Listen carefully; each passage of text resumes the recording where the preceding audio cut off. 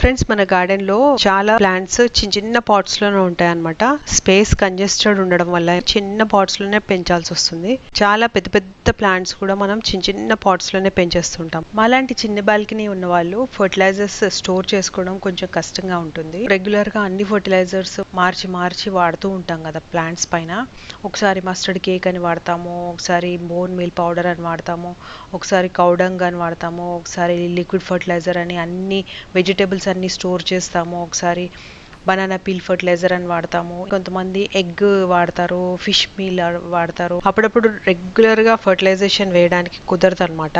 అలాంటప్పుడు టైం అంతా కూడా వాటికే వెళ్ళిపోతే ఎక్కువ బోర్ వచ్చేస్తుంది అనమాట. అయితే చలికాలంలో ప్లాంట్స్ కి మంచి మంచి ఎరువులు వేయొచ్చు. ఎప్పుడైతే మనం ఎప్పుడు పౌడర్స్ వేస్తాం కదా, పౌడర్స్ వేయటం వల్ల ఏమవుతుందంటే స్లో రిలీజ్ ఆఫ్ ఫర్టిలైజేషన్ అవుతుంది. అంటే మెల్లిమెల్లిగా అది వాటికి ఫర్టిలైజేషన్ అవుతుంది.